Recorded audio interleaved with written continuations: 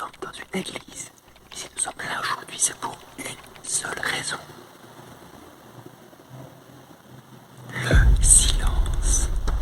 Le silence permet d'exprimer ce que le discours ne peut pas. Oui, tu as bien entendu, et si tu veux utiliser ce silence pour parler comme un leader, regarde ça. Il y a une phrase qui dit « Mieux vaut être maître de ses silences qu'esclave de ses paroles ». Et tu vois, moi j'ai une vilaine habitude, c'est celle de vouloir combler le silence lorsque je parle avec quelqu'un. C'est comme si le silence était gênant et pas le bienvenu dans une conversation. Or, le silence est l'un des meilleurs outils pour marquer les esprits. Lorsque j'ai présenté mon master en début 2023, à la fin de celui-ci, l'expert m'a regardé et a dit « J'ai un message important à vous transmettre ».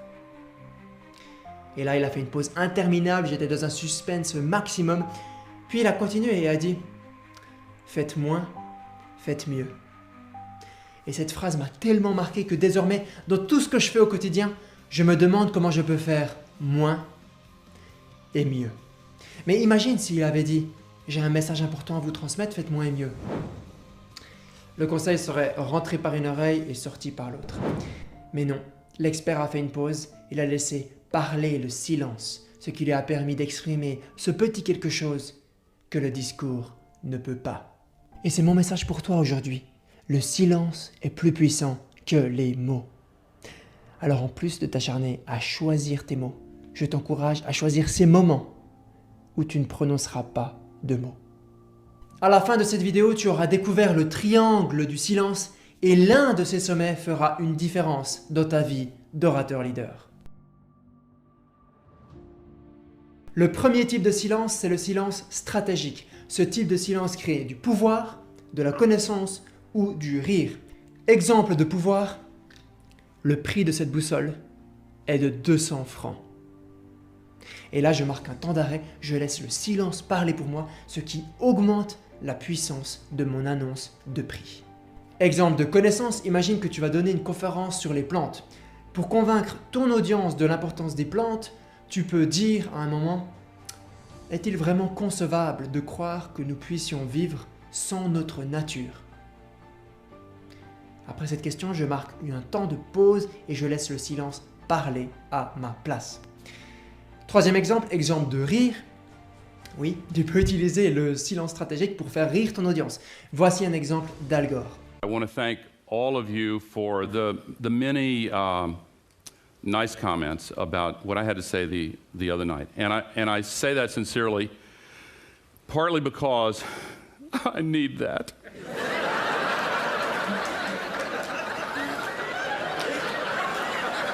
Put yourselves in my position.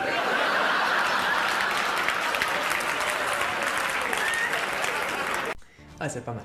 Ici, on peut voir que Al Gore est persuadé que ses traits d'humour vont faire mouche, donc il crée exprès une pause stratégique pour laisser le temps à son audience de rire, ce qui amplifie encore plus l'effet de ses paroles.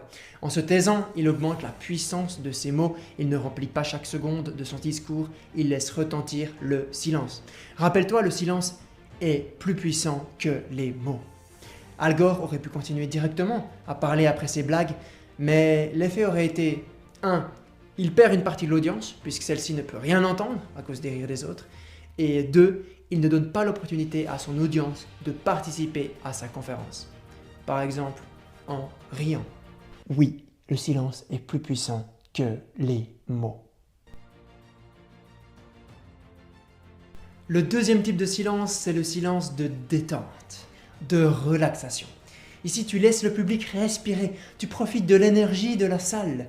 Ce silence, tu peux l'utiliser à la fin d'une partie de ta présentation, à la fin d'une section, ou lorsque tu viens d'expliquer quelque chose de compliqué ou de faire un résumé. Par exemple, vous avez donc compris que le deuxième silence du triangle du silence, c'est le silence de relaxation, qui permet de marquer un temps de pause.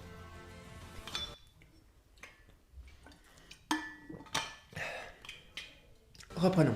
Tu vois, donc ici je pose, je laisse le silence parler, je bois et puis je continue.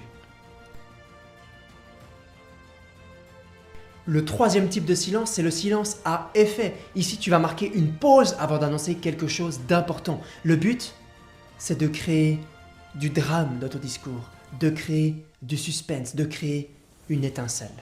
Exemple. And his answer was, I can't tell you the kind of person that becomes a seal. I can't tell you the kind of person that makes it through buds. But I can tell you the kind of people who don't become seals.